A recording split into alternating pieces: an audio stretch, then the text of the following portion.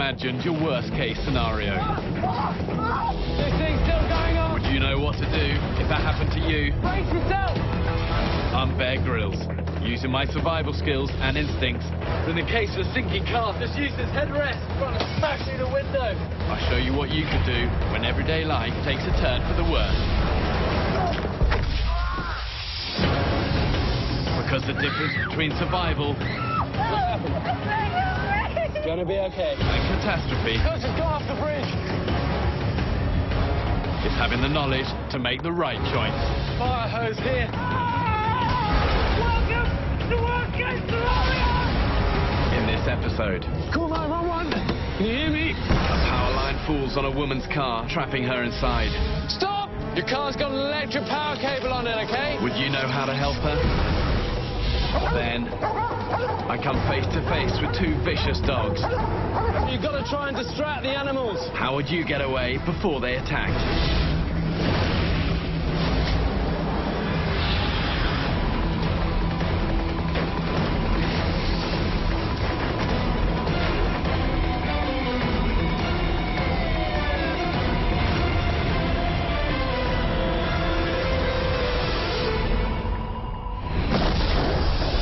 We see them every day. They line our roads and highways.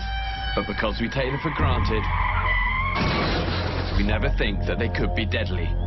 Often these accidents can be fatal. But in this case, it's not the crash that's deadly, it's what she's about to do next.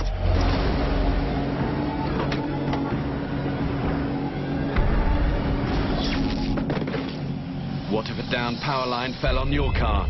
Would you know how to avoid being electrocuted? Last year in the United States, hundreds of people were killed in a situation just like this.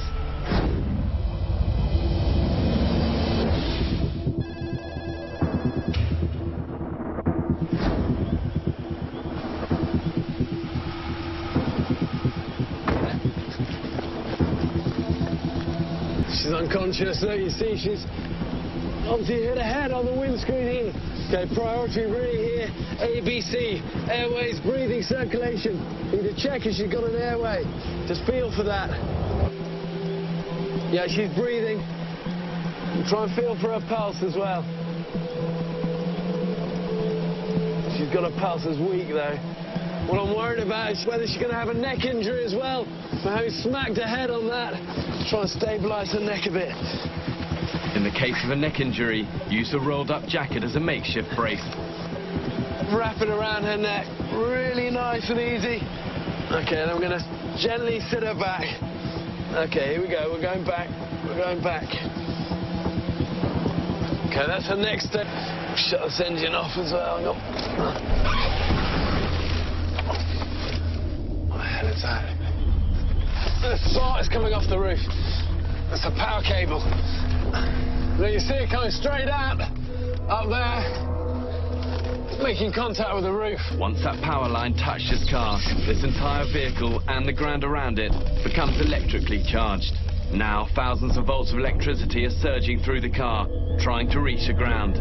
But rubber tires don't conduct electricity, so they're keeping us safe. Problem is, in this situation, I've got an unconscious lady, got a hot engine, got leaking fuel that I can smell, and also smoke coming in.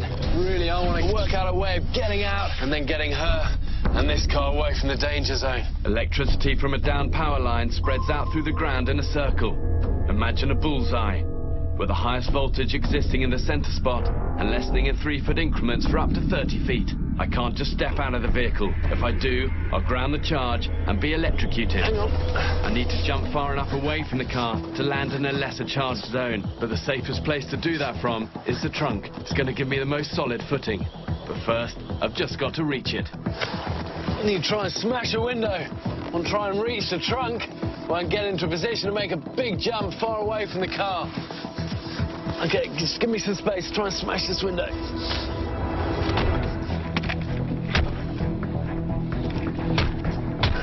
It's tougher than you think. There's glass and cars. Need to find something sharper. Hang on.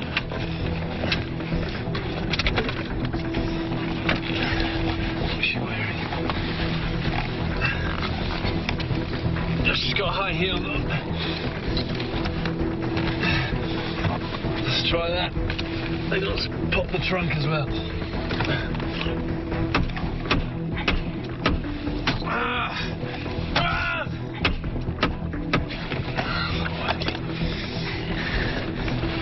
Might be able to try and use my belt buckle.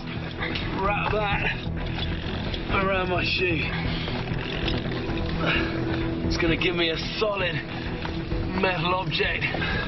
Try and drive that through this glass. Okay. Cover your eyes.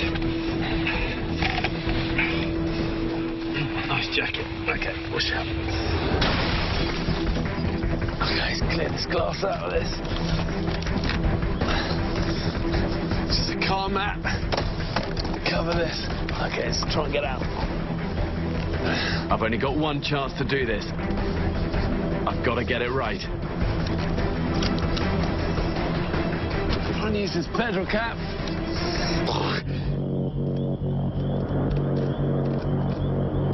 Definitely too close for comfort. If your foot touches down there, you're toast.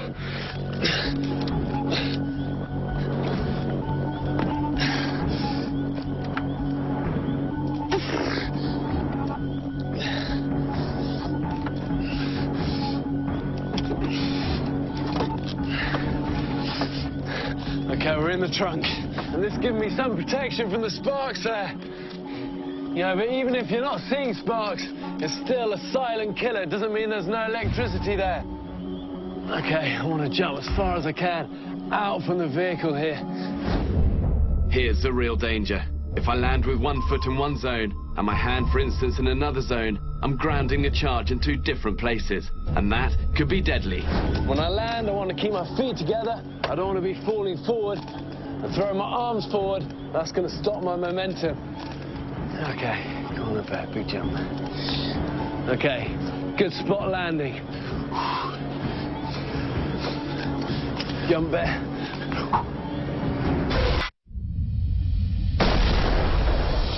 Driving on a country road, I've come across the scene of a bad car accident. The driver's hurt and unconscious, and the engine could catch fire at any moment. But that's not what makes this a worst-case scenario. A 10,000-volt power line has fallen on top of the vehicle, electrically charging the car and trapping us inside. I've managed to escape through a rear window, knowing that if my foot touches the ground, I'll be electrocuted. My only hope of getting away from the car safely is to climb to the trunk and jump. Okay, I want to jump as far as I can out from the vehicle here.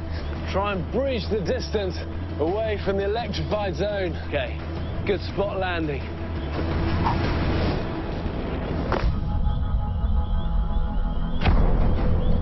And then from here, just shuffle away from that 20 or 30-foot danger zone. Keep your feet tight together so you're not bridging the current.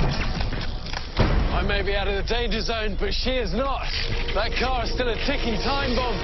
Need to work out a way of getting her and that car away from that cable. Use the spare tire. She's still unconscious, and that car is still highly electrified. Okay, I need somewhere securing this. What I want to do is use this tire to act as a barrier between the electrified car and me pushing it with this. But I have to be careful. If the metal of our two cars were to touch, then my vehicle could also carry the charge.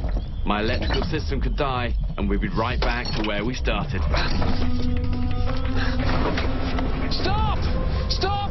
Do not get out of the car! Can you hear me? Yeah. Don't get out of the car. Just stay where you are. Your car's got an electric power cable on it, okay? Stay put, and I'll get you out of there. Stay where you are. Stay there.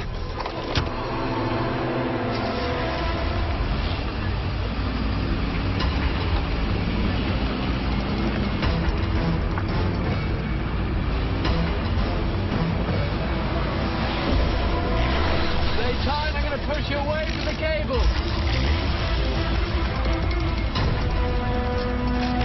It's okay. I've just got to get this car 30 feet away from the power line. Well, you're clear of the danger. To get you out of the car, really nice and easy. Okay, good job.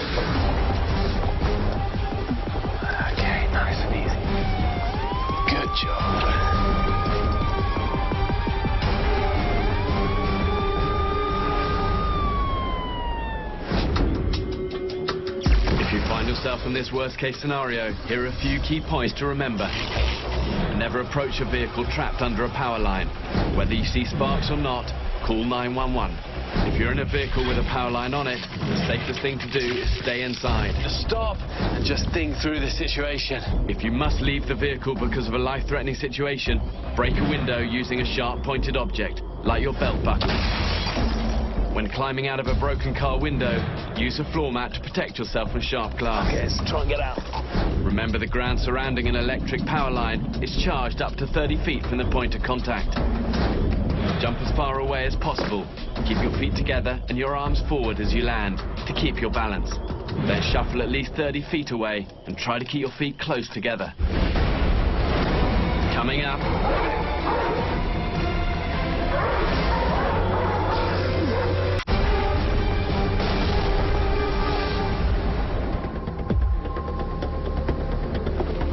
Dogs are often called man's best friend, but sometimes even the most domesticated dog can turn vicious.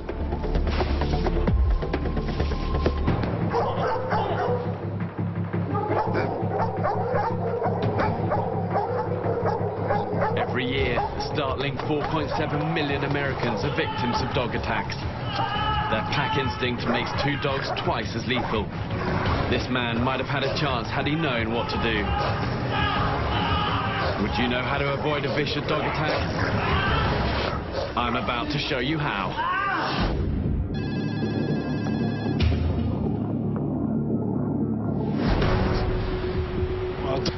I'm going to use this stick between me and the dogs to keep them at bay. If you run, they're going to chase you. If they chase you, they're going to win. Back away slowly to put some distance between you and the animal. Dogs respond to energy. If they sense you're scared or you're panicking, they're just going to feed off that.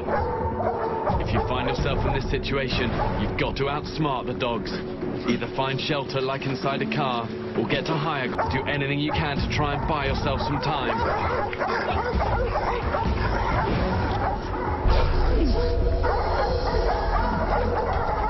Look to see if there's a collar on the dogs. If there is, it means they're domesticated. You try shouting commands at them, like no, down. If you're not seeing a collar though, still shout at them, big gestures, commanding voice to back away. If you're trapped though, you've got to try and distract the animals. Anything that's got your scent on it is going to work. Hang on. Okay, go! So that's him distracted. But this guy's going to stick with me, whatever. Okay, I've got a plan.